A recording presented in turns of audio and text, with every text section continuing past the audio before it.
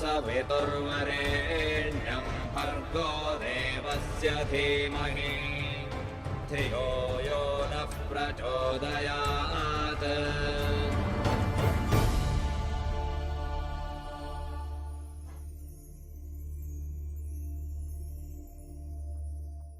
समस्त दर्शक लोग के हमने की ओर से सप्रेम नमस्ते। वेद की शिक्षा कार्यक्रम लेकर हमने फिर आल हैं जा, और जिस तरह आप लोग जाने रह जा महर्षि दयानंद की उनकर आर्य समाज के 10 नियम में से गो नियम है वेद जन है इस सब सत्य विद्याओं की पुस्तक है। वेद के पढ़ना पढ़ाना सब आर्य के परम धर्म है।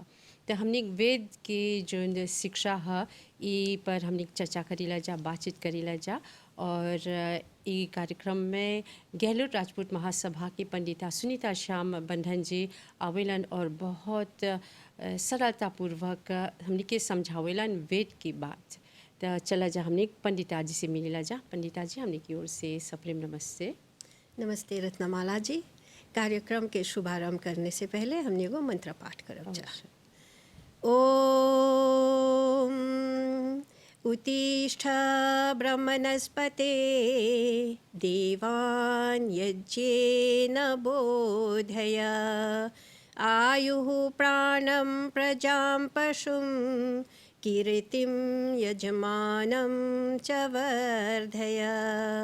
ओम शांति शांति शांति। तो पंडिता जी ये मंत्र जो है तनी हमने के दर्शक लोग समझावा ये जो मंत्र है इमें का बोलत हुआ। हाँ, तो रत्नमाला जी ये एगो बहुत अच्छा और शिक्षाप्रद मंत्र है। एकर में परम पिता परमेश्वर हमने के उपदेश देले हवन कि हे वेद के विद्वानों, आप लोग देव हव जा, इसलिए उठा तैयार हो जाओ और अपन अच्छे कर्म से अपन अच्छे कर्मों के द्वारा यज्ञों के द्वारा वेद विद्या के द्वारा लोगों को जागृत करो, लोगों को प्रेरित करो, ताकि सभी यजमान का जो आयु प्राण वो बढ़े, उनके प्रजा आगे बढ़े और उनके यश कीर्ति फैले और वो लोग के जो पशुधन है ऐश्वर्य धन है वो सब बढ़े। तो ये बहुत सुंदर भावार्थ करला। तो पंडिता जी आज हमने कौन विषय पर बात करब जा? हाँ, तो पिछले 2 कार्यक्रम में हमने पंच महायज्ञ पर बात करत रही जा, और विषय थोड़ा विस्तार से बोलते बोलते हमने ब्रह्म यज्ञ बोल देली जा, देव यज्ञ पर बोल देली जा। तो आज तीसर का जोन महायज्ञ बा, जोन पितृयज्ञ बा, ओकर पर थोड़ा बहुत चर्चा करब जा। अच्छा, तो पितृयज्ञ जोन है ये 5 महायज्ञ में से एक है और ये पर विस्तार पूर्वक हमने के समझाएबा। हाँ, कोशिश करेंगे कि अगर एक कार्यक्रम में समाप्त नहीं हो तो अगले कार्यक्रम में भी एक लेके आवब जा। तो जोन पहला तो हम गत बार बतलेले रहनी कि जोन पंच महायज्ञ है वो सब गृहस्थी लोग के कर्तव्य है करे के, और वो एगो दैनिक कर्तव्य है। तो इस प्रकार जोन 2 महायज्ञ है ऊपर बात होगा। अब जोन तीसरा महायज्ञ है पितृ महायज्ञ, ओकर पर आज हमने बतियावब जा। ये जोन पितृ महायज्ञ है ये गृहस्थी लोग के कर्तव्य है, कारण कि गृहस्थी लोग के ही ये सब यज्ञ महायज्ञ करे के वो लोग के कर्तव्य बतावल गल बा। और जोन ब्रह्मचारी रहेलन जा, जोन वानप्रस्थी रहेलन जा, और जोन सन्यासी लोग हवन जा, वो लोग सब कोई गृहस्थी पर ही निर्भर रहेलन जा। अच्छा, हाँ। और कारण है कि गृहस्थी लोग के 5 महायज्ञ जो है ये अवश्य करे के चाहिए। हाँ, तो कारण कि सबके आधार जो है गृहस्थी लोग ही है। तो ई प्रकार से हमने के ऋषि महर्षि लोग ये पितृयज्ञ के भी एगो भाव देले हवन जा कि हर गृहस्थी के चाहिए करे के। अच्छा, अब जैसे गत बार बतलेले रहनी कि पंच महायज्ञ में सर्वप्रथम ब्रह्म यज्ञ है। ब्रह्म यज्ञ के विषय है ईश्वर और वेद। फिर आवेला देव यज्ञ, ओकर विषय है देव पूजा, अर्थात जड़ देवता और चेतन देवता। और पितृ यज्ञ के जो विषय है वह पितर। हाँ पितर मतलब कि पितर, पिता और पितृ जो बोली जा, वो एक ही शब्द के मतलब कि प्रमुख अर्थ वही है कि, और ओकर ये अर्थ है कि पितर जो मतलब कि पिता, पितृ और पितर ओके बोलल जाला जोन हमनी के जन्म दे के पालन पोषण करेलन जा, रक्षा करेलन जा और हमनी के सब सुविधा देवेलन जा। अच्छा, यहाँ पर जब पितर बोलत हुआ तो इमे हमनी के माता है, पिता है। हाँ, हाँ कारण कि माता पिता और हमनी के पर पिता, प्रपिता और हमनी के पितामह, ये सब पितर हवन जा। पितामह के ओकर मतलब है? हाँ, मतलब कि जोन पितामह हवन, जोन पर पिता हवन उ दादा हवन। हाँ। और दादा पर दादा।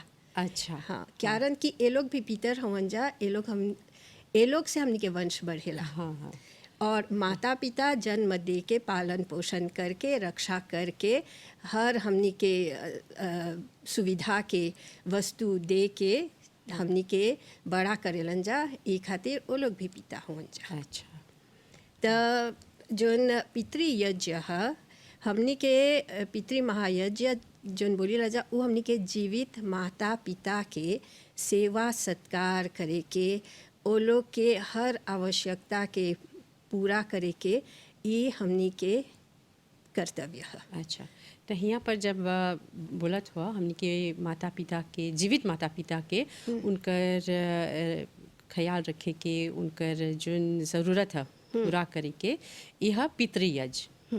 हाँ, अब थोड़ा विस्तार से ये कैसन यज्ञ कैसे करल जाला? कारण कि जब हर एगो व्यक्ति, हर एगो स्त्री पुरुष जब जन्म लेवेला त एगो ऋण हमनी के माता पिता के प्रति हमनी ऋणी हो जाइला जा। हमनी के एगो कर्जा चढ़ जाला हमनी पर, कारण कि हमनी के माता पिता से ही हमनी के जन्म होवेला। हमनी के जो अस्तित्व बा ओकर प्रथम कारण हमनी के माता पिता, हमनी के जोन अस्तित्व बा, मतलब कि इडोचिते जो हाँ, हमनी के जो इडोचिते तो हमनी के माता पिता के द्वारा ही मिलल बा। वो लोगे प्रथम कारण होवन जा। अच्छा, और जब हमनी जन्म लेला जा तो हमनी तो असहाय रहिला जा। हाँ हाँ हमनी निर्भर रहिला जा अपन माँ बाप पर। हाँ और हमनी के माँ बाप हमनी के सब कुछ प्रदान करेलन जा। मतलब कि जब हमनी बोले नहीं जानी ला जा तो हमनी के भूख लगेला तो वो लोग समझ जालन जा। हमनी बतियाई नहीं जानी ला जा तो वो लोग हमनी के बोली समझ जालन जा। हमनी के हर प्रकार से साफ सुथरा में रखे के सब कुछ वो लोग हमनी के लिए करेलन जा। और यहाँ पर पंडिता जी, जन्म लेवे के बाद अभी बोला था, लेकिन जन्म से पहले ही जब गर्भ में, तभी माता पिता बहुत बहुत सावधानी बरतेलन जा, बहुत अच्छा संस्कार डालेलन जा, यानी पॉलिश कर देवेलन जा जोन बच्चा है। तो ये पर भी हमने ऋणी है जा। हाँ, मतलब कि जन्म से पहले जोन हमनी के 3 गो संस्कार रहेला।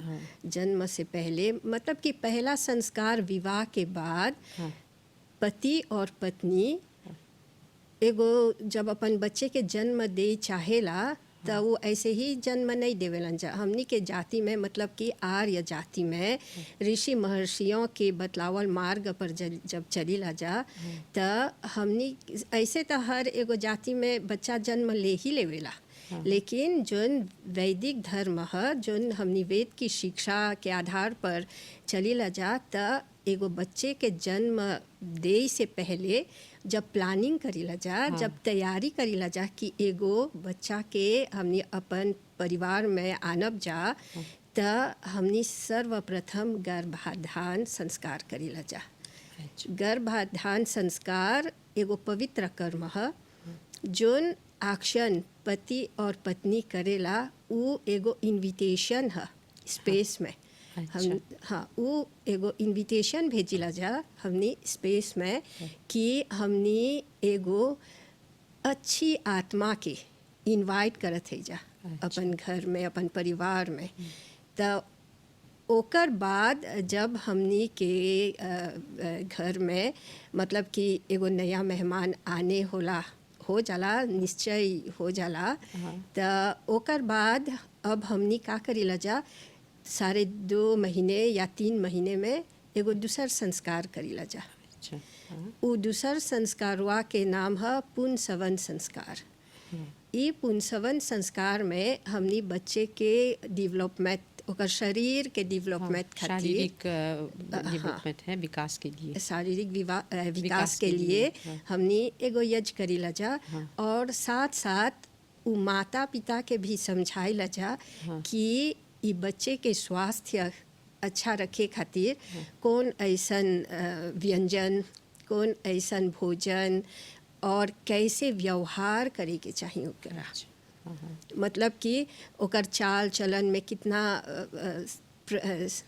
मतलब कि अच्छा से ओके चाल ढाल करे के रह चले के प्रिकॉशन लेके और न अधिक सोना न अधिक देर तक जागना और कौन सा आहार और कैसन वातावरण में रहे के चाहिए। मतलब कि डरावनी बातें नहीं सोचे के अपन मन के अच्छे मार्ग में लगाए के अच्छी अच्छी पुस्तकें पढ़े के अच्छा भोजन पौष्टिक भोजन करे के न अधिक खारा न अधिक खट्टा न अधिक कच्चा न अधिक मीठा सब कुछ संयम में रहे के और संयम से अपन व्यवहार करे के। तो ई रहल पुंसवन बोलत हो पुंसवन संस्कार ई 2.5 महीना में एगो संस्कार सही करे के जी। तब फिर 7 महीने में या 7.5 महीने में जो एगो बच्चे के जन्म से पहले के अंतिम संस्कार है तो ऊ है सीमंतोन्नयन संस्कार। अच्छा उ जोन पहला बोला पुंसवन उ रहा शारीरिक विकास के लिए। अब भाई जोन बोला था बौद्धिक विकास मेंटल डेवलपमेंट के लिए। और इस संस्कारवा में हमने आम भाषा में हिंदी में बोल देला सा गर्भाधान अथी सीमंतोन्नयन नहीं गोद भराई बोलीला जा। और संस्कृत में सीमंतोन्नयन संस्कार बोलीला जा। और इस संस्कार में मतलब कि जब हमने ओकर बौद्धिक विकास के लिए जैसे बोला और हमने बतलाइला जा कि जन्म से पहले है 3 गो संस्कार जब करता गृहस्थी पत्नी या माता तो मतलब कि बच्चा के अच्छा से ओकर उस एगो संस्कारित बच्चा होई जब ई संसार में आए था। मतलब कि अभी बहुत से बच्चे जब ऐसे ही आ जालन जा तो माता पिता जाने ला कितना वो लोग के सरदर्द हो जाला। कारण कि हमने जन इनविटेशन भेजली जा स्पेस में बहुत सारी आत्माएं बा। हर प्रकार की आत्माएं बा। जैसे आप मंडी में जाला सब्जी खरीदे तो तोरा हर प्रकार के सब्जी मिली लेकिन कोनो है बेस्ट कोनो है प्रीमियर श्वा के और कोनो है जोन 2-4 ऐसे ही कोने में बा जोन के आपके दृष्टि नहीं देखे खोजता। मतलब कि थोड़ा गलल बा थोड़ा सरल बा थोड़ा बिगड़ल बा तो तू कौन चीज चुनबा बेस्ट। हाँ जोन सबसे बढ़िया है जोन सुंदर बा। और फिर जब भी कोई माना जाए कि धरती से सोना निकलबा तो जब तक ओके तपैबा नहीं जब तक ओके अग्नि में नहीं तपैबा तो वो नहीं चमकी खरावे रहेला। हाँ मतलब कि वो मैला रही तू देखबा तो उस सोना जैसा नहीं लगी। तो इस प्रकार से माना जाए एगो सब्जी ही धरती से निकलला तो ओके पड़ेला धोवे के। जब धोइबा तब वो साफ हो जाए तोरा देखे के भी अच्छा लगी तोरा पकाए के और तोरा ओकर आहार जौन लेबा वो तोरा अच्छा दिखी। अच्छा तो इस प्रकार से हमने जो भी चीज़ अंदर से निकलेला, जैसे लोहा है, लोहा जैसे निकलेला तो ओकर जब तू संस्कार नहीं करब तो वो अच्छा नहीं दिखेला। अच्छा। ओके मूल में डाल के सीधा करल जला, साफ करल जला, तब जब तू जइबा खरीदे तो तोरा एगो अच्छा चीज़ लौकी, एगो अच्छा कार्य में डाले के खातिर तोरा अच्छा दिखी उ। अच्छा, ई एगो जैसे बोला संस्कार जो नहीं करबा तो एगो बच्चा जेकर संस्कार नहीं होल बा और जेकर अच्छा से संस्कार होल बा उ लोग में ई जो अंतर दिखेला बहुत अंतर दिखेला। हाँ। कारण कि और हमने हमेशा में ई संस्कारिक बच्चा है। हाँ एक संस्कार होल बा, उसकी वो एगो डिफरेंट बच्चा रही। हाँ हाँ वो जल्दी से किसी के बहकावे में नहीं आई। हाँ वो इंटेलिजेंट रही। हाँ। वो अच्छा और बुरा में फ़र्क करे जानी। अच्छा। वो गलत रास्ता नहीं हाली पकड़ी। कारण कि वो जब तक से ओकर जन्म नहीं होल बा तब से ही वो अच्छा सुनता। हाँ जैसे बोली ला जाना जो माँ करता तो वो बराबर लड़का में आवता। हाँ। और कैसे बोली ला जा, माँ जोन बोला था उस बालक सुना था। हाँ। तो ई बहुत कोई नहीं जाने जा कि बच्चा जब गर्भ में बा तो बहुत कुछ वो जानता, सुनता और बहुत कुछ ग्रहण करता, समझता बहुत। तो यहाँ चाहिए बहुत सावधानी से, ये 9 महीना बहुत सावधानी से चाहिए अच्छा अच्छा जैसे बोला खान पान, पढ़ाई करे के, मतलब कि बच्चा के एकदम से ओके एगो अच्छा वातावरण में रखे के। हाँ। जैसे बोला सुना के ओके चमकावे के, तो यही समय है कि बच्चा के अच्छा से जब का निर्माण करबा तब अच्छा संतान होई। हाँ, और हैजे पर हमनी मात खा लेला जा, हैजे पर हमनी के भूल होवेला। अच्छा। कारण कि पहले के ज़माने में हर एगो गृहस्थी के एगो गुरु रहे। हाँ। तो वो गुरु आवे तोहर घरे, जैसे बोलनी ब्रह्मचारी के, वानप्रस्थी के, सन्यासी के आधार है गृहस्थी। हाँ। तो वो हर एगो गृहस्थी के घर जाए, तो जब वो ओकर घरे जाए तो कुछ अच्छी बातें शिक्षा दे और कुछ वो लोग के सुने।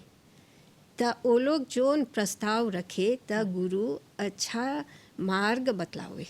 तो गुरु हमेशा ये बतलावे कि जब एगो अपन परिवार बढ़ाई चाहब तो तोरा चाहला सर्वप्रथम गर्भाधान संस्कार करे के, और वो गर्भाधान संस्कार में तोहरा जोन एगो पवित्र कर्म है ऊ से तोहर परिवार में अच्छी संतान आए।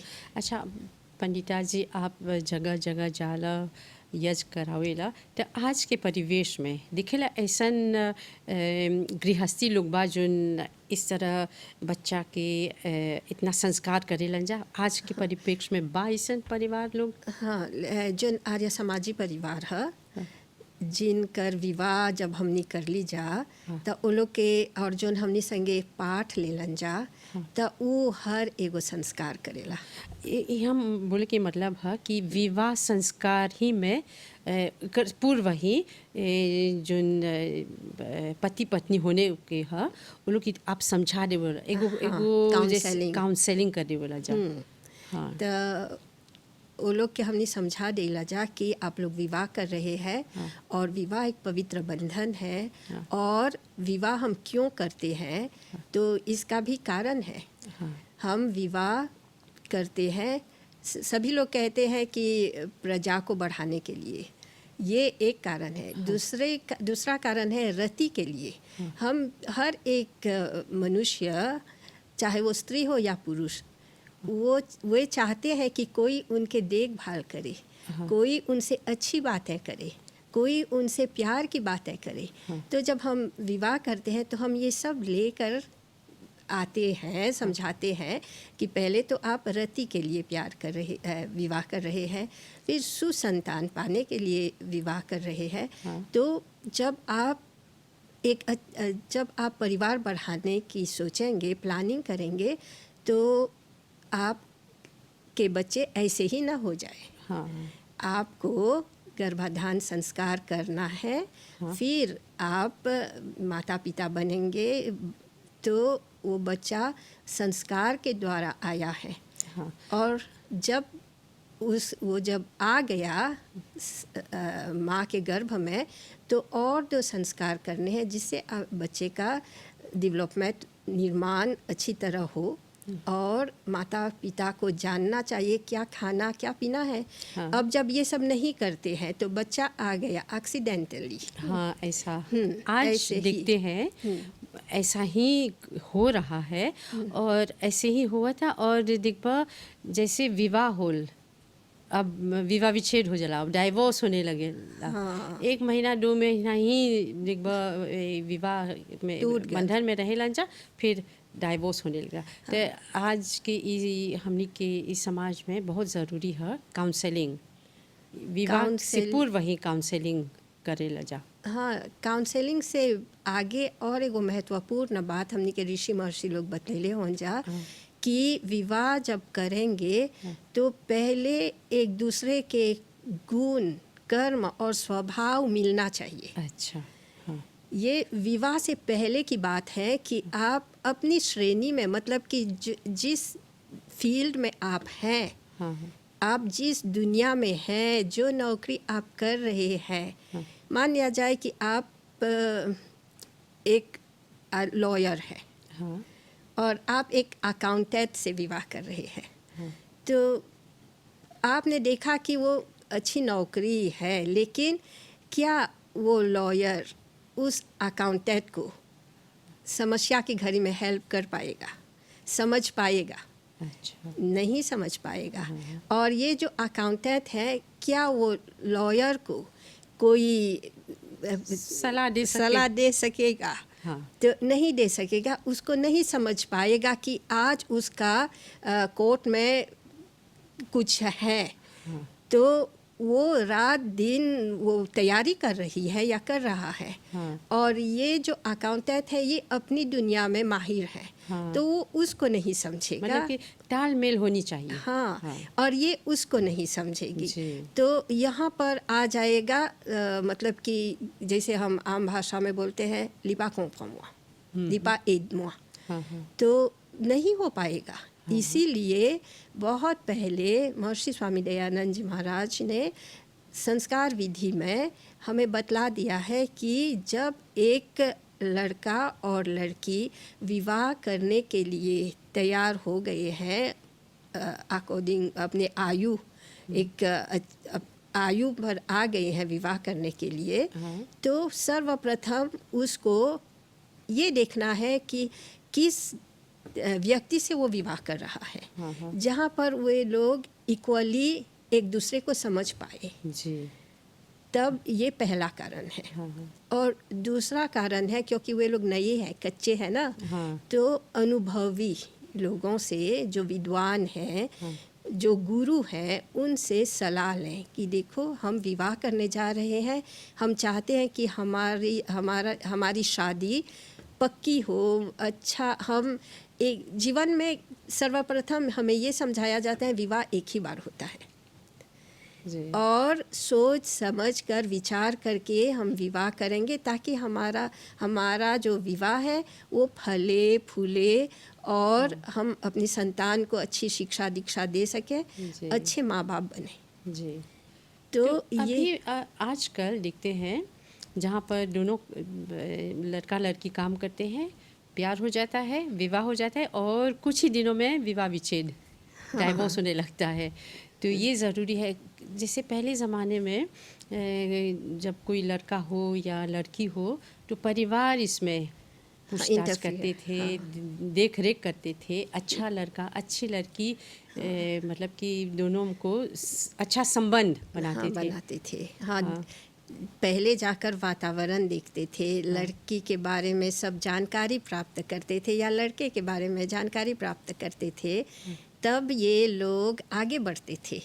लेकिन अब हम ऐसा हो गया है कि बड़ों से पूछते नहीं हैं और विचार कर लेते हैं आपस में कि हम एक दूसरे से विवाह करेंगे। ये एक कमी है। दूसरी कमी ये है कि काउंसलिंग नहीं होता है। हाँ।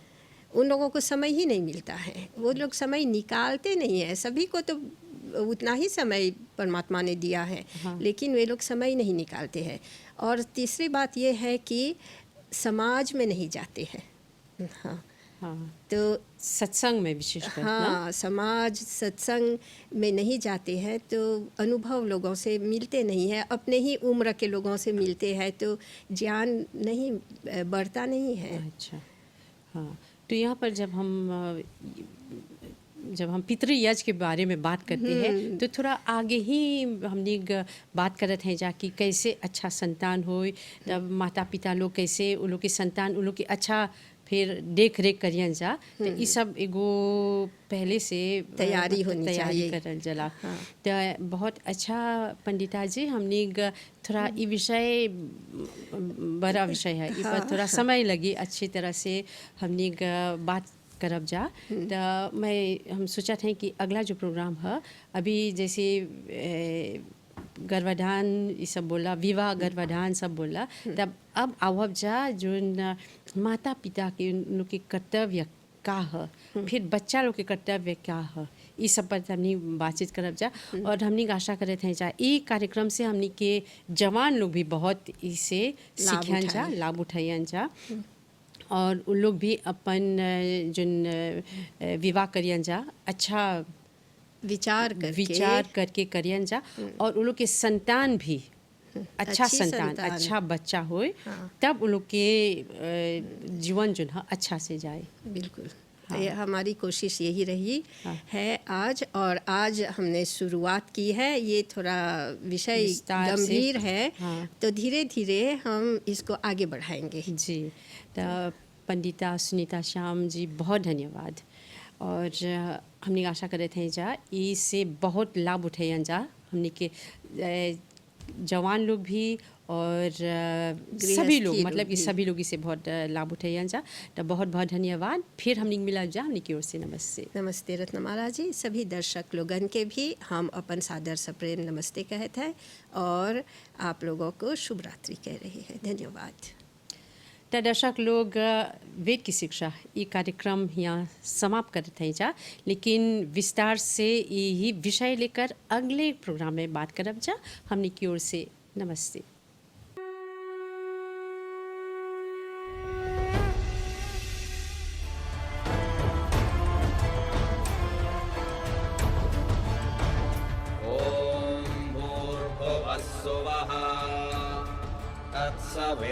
तत्सवितुर्वरेण्यं भर्गो देवस्य धीमहि धियो यो नः प्रचोदयात्।